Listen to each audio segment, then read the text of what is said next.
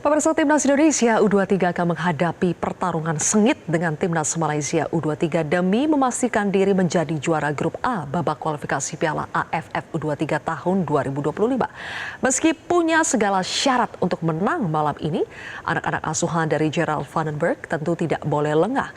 Kami akan membahasnya dengan pengamat sepak bola Haris Pardede atau Bung Harpa. Selamat sore Bung Harpa. Selamat sore Mbak Sylvia dan juga pemirsa Metro TV. Baik.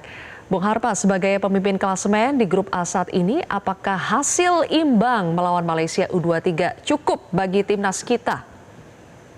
Ya, ini memang yang ditanyakan di H-1 kemarin saat latihan di Stadion Madia kepada pelatih Gerard Vandenberg soal kemungkinan ini. Tapi Vandenberg sendiri tadi seperti sudah disajikan oleh teman-teman redaksi mengatakan akan we try to win the game gitu. Jadi sini sebuah mentality yang sangat penting ditanamkan kepada Brandon Schuneman dan kawan-kawan agar mereka tetap waspada.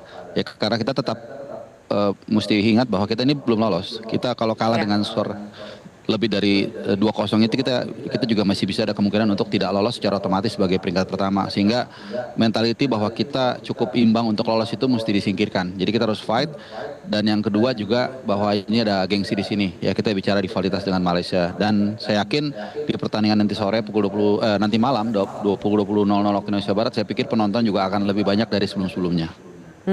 Ya, akan membludak itu GBK ya.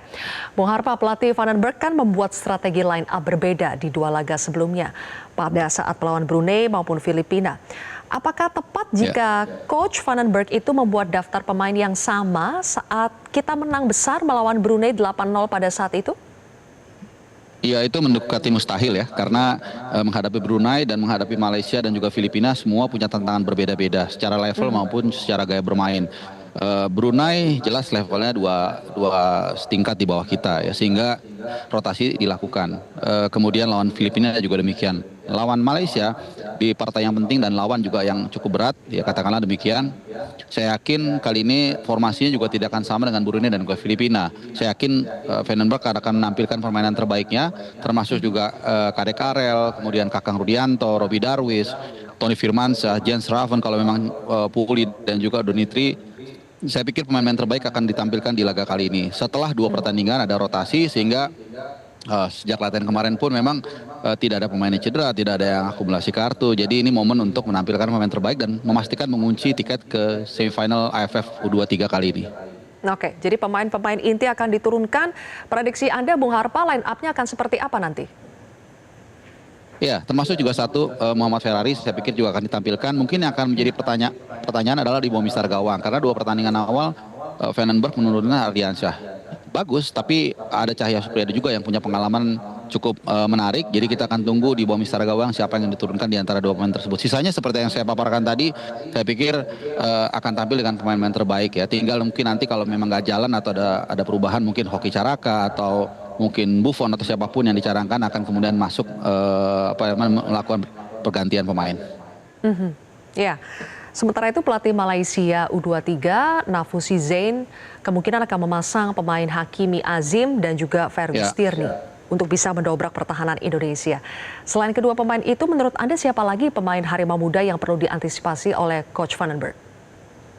Iya, 2 pemain tersebut Hakim Hashim ini memang sangat luar biasa ya, berbahaya ya. Artinya punya daya dobrak yang sangat luar biasa, dan lawan Filipina sebenarnya juga mereka punya kesempatan untuk memenangkan laga tersebut, tapi memang karena kecerdikan dari Filipina juga mereka akhirnya bisa memenangkan laga ini. Dan secara umum kalau kita lihat Malaysia ini memang bermain kolektif ya. Di dua pemain ini memang menjadi katalisator dari Malaysia, tapi justru kekuatan dari Malaysia ini adalah karena mereka bermain secara kolektif, dan ini yang harus hati-hati diantisipasi oleh pasukan Vandenberg. Dan yang kedua yang sebenarnya harus ditekankan adalah soal Cywar ya. Kita tahulah bagaimana rivalitas ini begitu panas ya. Bukan tidak mungkin nanti justru yang membedakan soal Cywar ya. Kadang-kadang mungkin aja lawan akan melontarkan kata-kata yang cukup provokatif sehingga konsentrasi dari pemain kita ini runtuh, dan itu sering mereka lakukan. Vietnam juga sering melakukan di International Series. Jadi ini yang saya pikir harus diperhatikan di luar soal teknis, soal formasi dan strategi. Oke. Cywar itu menjadi catatan penting. Menurut Anda, apakah Garuda Muda yang saat ini memiliki segala syarat untuk bisa menang sebetulnya pada malam ini?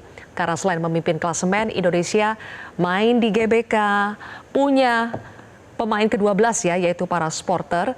Tapi apakah Anda melihat ada potensi bahwa pemain-pemain kita bisa lengah justru karena keadaan yang tampaknya semuanya menguntungkan kita pada malam ini?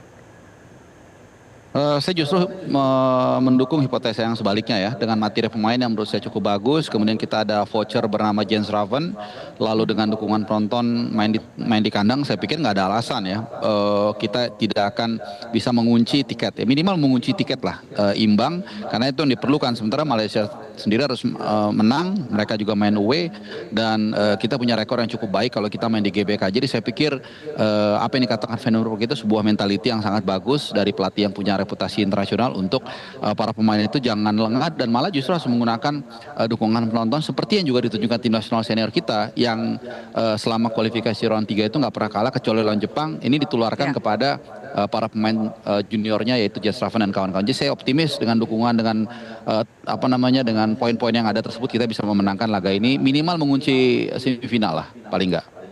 Ya, terakhir Bung Harpa, kita berharap bisa menang besar kalau bisa.